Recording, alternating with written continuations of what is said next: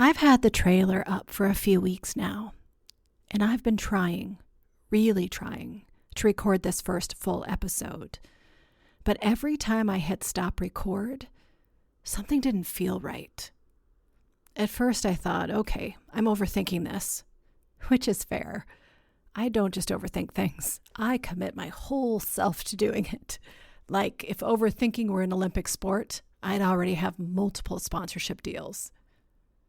But this felt different. It wasn't just the overthinking. It was something underneath it. Something that felt slightly off. Like the words I'd chosen to describe this podcast weren't wrong, but they weren't complete or completely honest. I realized I was trying to sound like a version of myself who has her life together in a color-coded spreadsheet. And listen, no shade to her. She's doing amazing. She's just not the full version of me. And thus, my description of this show, not the full version either. So I sat with that for a while. And what I realized was this. Yes, there are many, many of us that have lost the fun, creative versions of ourselves along the way. But there are others, like me, I realized, who didn't so much lose that version of ourselves, but rather we tucked her away. Intentionally, under responsibility, under being useful, under being someone everyone could count on. And also, if you're anything like me, because that true version of yourself, well, she's a little weird. Not bad weird, not needs to be studied in a lab weird, but talks to herself in accents while making coffee weird, or gets overly excited about office supplies weird, or rearranges a room for fun and then acts like nothing happened weird. And somewhere along the way, I got the message, sometimes subtle, sometimes not, that maybe that version of me was a little too much, or a little too specific, or just not the one you lead with when you're trying to be taken seriously. So I didn't lose her. I edited her. And realizing that made me pause for a second and question myself. Because if this podcast is about play and creativity and fun, I had a moment where I thought, am I allowed to talk about this if I've been quietly sidelining the most qualified parts of me? But then something else clicked, thankfully. This doesn't have to be an either-or situation. I can choose the both-and option. Because the truth is, that weird part of me, that part of me that maybe is a little too much, she's been showing up anyway in the characters I've written who say things I wish I had the nerve to say out loud. Or in the way kids have always picked me out of a room of adults and asked me to play, which honestly feels like a very special, specific endorsement. Because we all know kids do not waste time on people who are boring. Or in the things I've made, things with firefly paper clips, velvet ribbons, and polka dot pens. Like I was building tiny shrines to delight and hoping people would just get it without me having to explain it. Or mostly in the way my humor slips out the second I stop trying to sound like a responsible adult. So really, she's been here the whole time. Not lost, not gone. Just waiting for me to stop acting like she needs a permission slip. And that's what I want this podcast to feel like. A place where I don't edit her out. Where you don't edit yourself either. Where we invite a little wackiness to sit at the table and don't rush to quiet it down.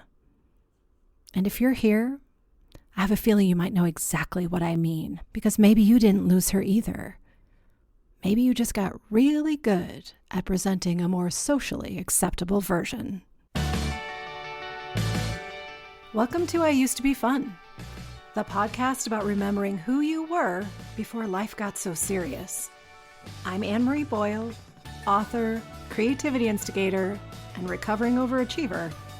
And each week, we explore how reconnecting to creativity and play helps us feel more alive, inspired, and like ourselves again. So set down the to-do list, grab a cup of coffee, and let's go find some fun.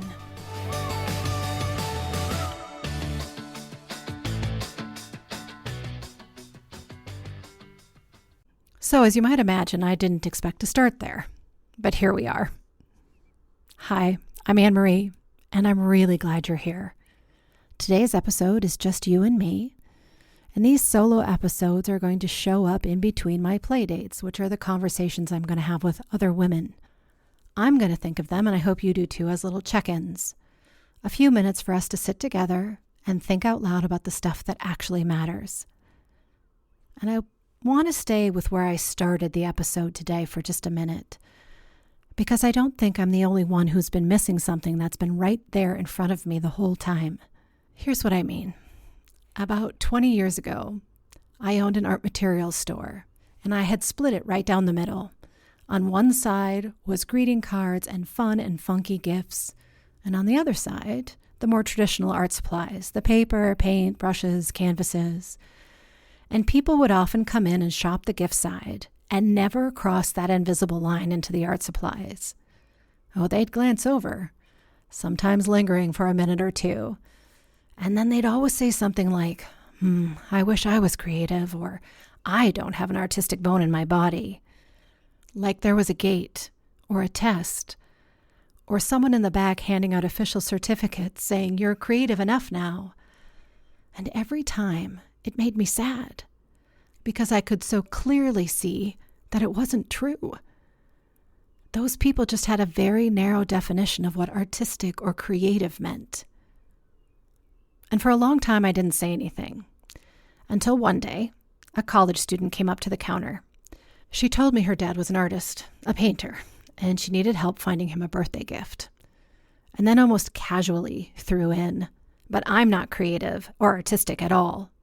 And as I started to come around the corner, I stopped, because her makeup was beautiful, not overdone, not trendy, just intentional. So I asked her, kind of out of the blue, do you enjoy putting your makeup on? And she blinked at me like I'd taken a hard left turn and said, yes. And I responded, then you're an artist. And she just stared at me. So I motioned to her face and said, you used brushes, you picked out colors, you made choices. You and your dad are both painters.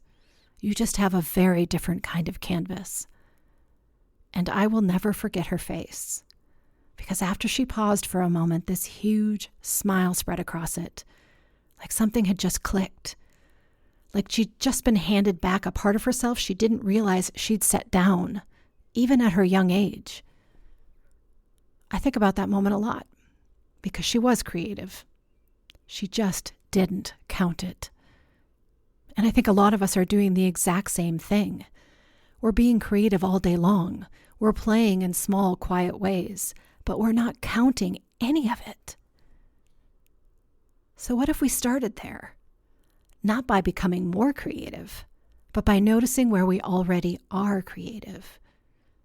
Maybe it's the way you doodle when you're on hold, or the way you tweaked that recipe just to see what happened, or that completely ridiculous voice you use when you talk to your dog. And if you have a dog, you know exactly the voice I mean. All of that counts. And if you're listening and thinking, okay, but I genuinely don't do any of that right now, that's okay. Then let's make it really simple. I want you to find 5 minutes today. And before you protest that you don't have 5 extra minutes in your day, I'm going to fight you on that, because we both know that last doom scrolling you did took you at least 7 minutes.